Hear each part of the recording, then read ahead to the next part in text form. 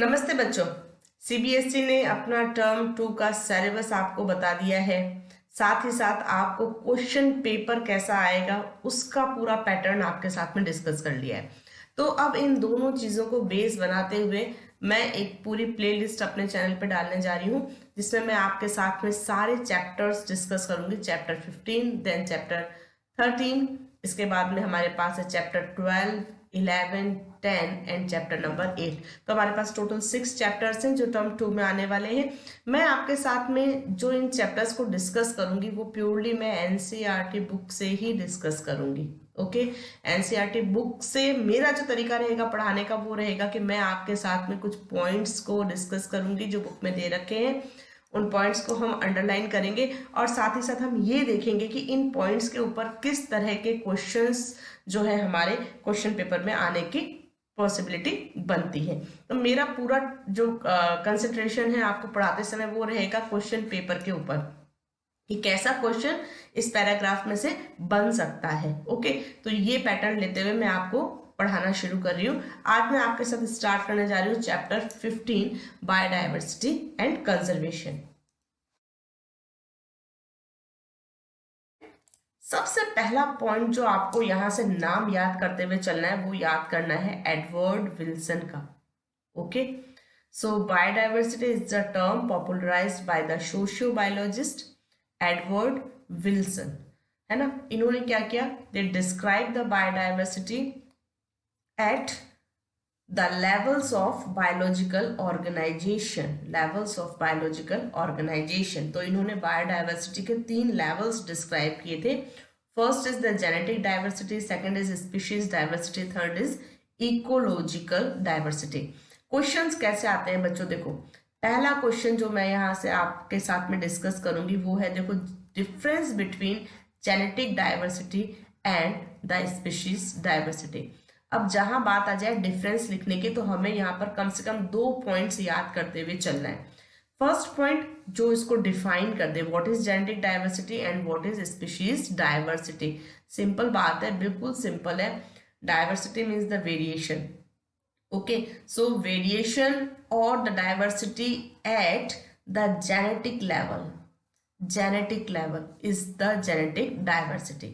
और बिल्कुल यहाँ से जेनेटिक की जगह आप स्पीशीज लेवल कर दो तो diversity at the species level is the species diversity. Clear. और दोनों का एक एक एग्जाम्पल याद कर लो।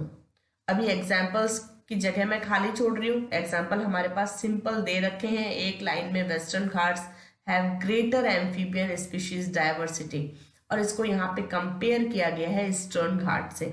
ओके, तो ये सिंपल हमारा 2 लाइन का पैराग्राफ है और हमें ये एज सच याद कर लेना है। जेनेटिक डाइवर्सिटी में देखो हमारे पास में कुछ और अलग अलग तरह के क्वेश्चंस बनने की प्रोबेबिलिटी है। उन क्वेश्चंस को हम यहाँ देखते हैं। यहाँ पर बच्चों हमारे पास में जो सेकंड क्वेश्चन मैं आपके साथ डिस्कस करूंगी वो कुछ इस तरह से बन सकता है कि आपसे नाम दे दिया, आपको सिंपल है ना, नाम दे दिया रावोल्फिया वॉमिटोरिया, और आपसे पूछा गया कि ये कौन से लेवल की बायोडाइवर्सिटी को रिप्रेजेंट करता है। What is the level of biodiversity of Rauvolfia vomitoria. तो आपको अगर पता है कि इसके अंदर जेनेटिक डाइवर्सिटी है तो आप सिंपल लिख दोगे, तो ये एकदम डायरेक्ट क्वेश्चन है। तो यहाँ पर हमें जेनेटिक डाइवर्सिटी में हमारे पास 3 एग्जाम्पल्स दे रखे हैं और 3 एग्जाम्पल्स के नाम हमें याद रखने हैं। तो जेनेटिक डाइवर्सिटी के 3 एग्जाम्पल्स क्या है, पहला है रावोल्फिया, सेकेंड है हमारे पास में राइस, एंड थर्ड एग्जाम्पल हमारे पास में है मैंगो। ये 3 प्लांट्स ऐसे हैं जिनकी हमारे पास में बहुत ज़्यादा जेनेटिक वेरिएशन प्रेजेंट है, जेनेटिक डाइवर्सिटी प्रेजेंट है, इसीलिए इनकी बहुत सारी वैरायटीज हमें देखने के लिए मिलती है। तो सेकंड क्वेश्चन में हमें 3 नाम याद रखने हैं। ओके, थर्ड क्वेश्चन देखो जो यहाँ से हमारे पास बन सकता है वो कैसे बन सकता है, वो बन सकता है इस रावोल्फिया को लेके कि भाई ये रावोल्फिया जो है वो इतना इम्पोर्टेंट क्यों है। राइस तो हम डेली रूटीन में खा रहे हैं, हमारे पास बहुत सारी वेराइटीज है और ये हमारे लिए एक बहुत अच्छी बात है कि हमारे पास इतना सारा जीन पूल राइस का प्रेजेंट है। मैंगोज भी हम खाते हैं, हमारे पास बहुत सारी वेराइटीज़ है और बहुत सारी वेराइटीज़ के इतने हाई रेट है कि जो फार्मर्स जो उनको ग्रो करते हैं उनके लिए इकोनॉमिकली बहुत अच्छी क्रॉप रहती है, दोनों राइस एंड मैंगो। बट ये जो रावोल्फिया है ये क्यों इम्पोर्टेंट है, ये तो हम डेली रूटीन में काम में नहीं ले रहे, तो हमें याद रखना है कि रावोल्फिया ये क्या है, this is a medicinal plant. और इसकी मेडिसिनल वैल्यू क्यों है, उस केमिकल का नाम हमें याद रखना है। So the active chemical is reserpine. तो थर्ड क्वेश्चन के लिए हमें याद रखना है why the Rauvolfia is important for अस।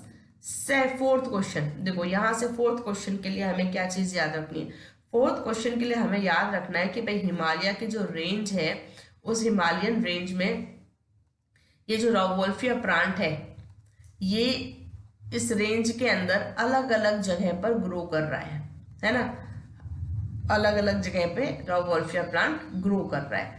तो ये हमारा जो यहाँ पे क्वेश्चन बनता है वो है कि भाई ये इतनी सारी अलग अलग जगह पे ग्रो कर रहा है तो उसके पीछे रीजन क्या है। तो बच्चों उसके पीछे का रीजन है, एक तो ये अलग अलग जगह पे ग्रो कर रहा है और दूसरी चीज अलग अलग एरिया से जब हम इसको कलेक्ट करते हैं तो इसका जो रेसरपिन कंटेंट आता है, जो एक्टिव केमिकल इसके अंदर है उसका जो कंटेंट है, उसकी जो कंसंट्रेशन है वो भी हमें अलग अलग मिलती है।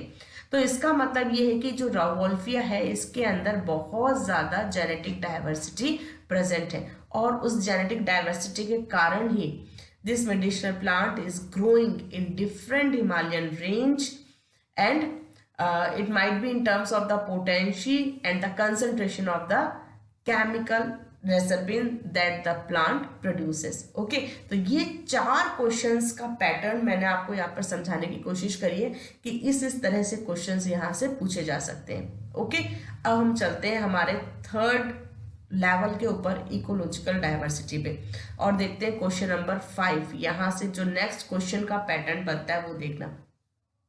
Ecological diversity, what is ecological diversity? Is the diversity at the ecosystem level. Okay, अब यहाँ पर है ना दो एरियाज को कंपेयर किया गया है, एक तो इंडिया को, एक कंपेयर किया गया है नॉर्वे को।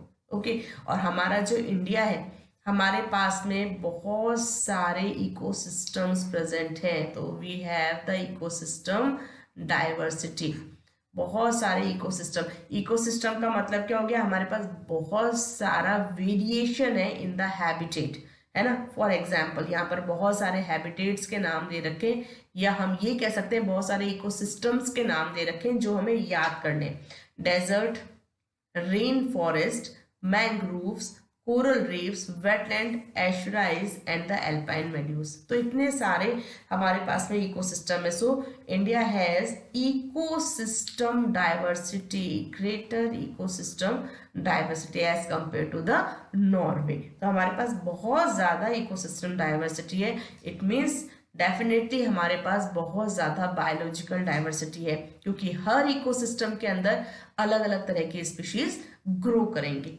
तो यहाँ पर बच्चों जो क्वेश्चन बन सकता है वो एक तो इकोसिस्टम डाइवर्सिटी के ऊपर। सेकंड क्वेश्चन जो हमारे पास बन सकता है वो आपसे ना, ये जो सारे नाम मैं आपको कह रही हूँ याद रखने इकोसिस्टम्स के, तो आपको जैसे सपोज कोई एक नाम दे दिया, सपोज आपको नाम दे दिया कोरल रीफ्स और आपसे पूछा गया कि भाई इसका क्या लेवल है, डाइवर्सिटी लेवल क्या है, तो अगर आपने ध्यान लगाना है, आपको यहाँ ध्यान क्या लगाना है कि कोरल रीफ्स की बात कर रहे हैं, तो कोरल रीफ्स क्या है, ये पूरा एक इकोसिस्टम है, यानी कि हम यहाँ पर बात कर रहे हैं इकोलॉजिकल डाइवर्सिटी की। तो आपको ये चीज ध्यान रखनी है, आपको नाम देकर भी आपसे डाइवर्सिटी का लेवल पूछा जा सकता है। उसके बाद में एक नाम तो आपको दे दिया कोरल रीफ्स और आपसे पूछ लिया गया कुछ ऐसे और एग्जांपल्स दीजिए जो इस सेम लेवल पे एग्जिस्ट करते हो, तो फिर आपने अगर यहाँ पर ये सारे नाम याद कर रखे होंगे तो आप ये उसको आराम से वहां पर लिख पाओगे। तो बच्चों ये जो हमारे 3 पॉइंट्स हैं यहाँ से लेकर यहाँ तक, यहाँ से हमारे पास कुछ इस तरह से क्वेश्चंस बनने की पॉसिबिलिटी है। तो याद इस तरह से करना कि आपको तुरंत स्ट्राइक करें। जेनेटिक डाइवर्सिटी अगर हम पढ़ रहे हैं तो तुरंत हमें कुछ पॉइंट्स क्लियर होने चाहिए। Genetic diversity and species diversity में डिफरेंस क्या है, जेनेटिक डाइवर्सिटी में कितने एग्जाम्पल्स दे रखे हैं, वहां पर मेडिसिनल प्लांट रावोल्फिया को मेंशन किया गया है कि वो डिफरेंट हिमालयन रेंजेस पे ग्रो करता है, क्यों ग्रो कर पाता है, क्योंकि उसके पास बहुत ज़्यादा जेनेटिक डाइवर्सिटी है, इसीलिए वो उस पर पोटेंशियल है कि वो डिफरेंट हिमालयन रेंजेस पे ग्रो कर पा रहा है, और जो उसके अंदर रेसरपिन बन रहा है उसका भी कंसंट्रेशन अलग अलग एरियाज में अलग अलग हमें मिल रहा है। This all shows the genetic diversity present in the rauwolfia vomitoria. Okay, ecological diversity की बात करते हैं तो इंडिया और नॉर्वे को कंपेयर किया गया है। इंडिया के पास में बहुत ज़्यादा इकोसिस्टम है, इकोलॉजिकल डाइवर्सिटी है और स्पीशीज रिचनेस प्रेजेंट है। तो ये सारे पॉइंट्स मेरे ख्याल से आपको अच्छी तरह से याद हो गए होंगे। मेरा टारगेट आपको याद करवाना है ताकि आप एग्जाम में कंफ्यूज ना हो, और जैसे ही आप क्वेश्चन को देखें आप राइट आंसर की ओर बढ़ जाएं। तो यहाँ तक के कंसेप्ट्स क्लियर हो गए होंगे। चलो आगे चलते हैं।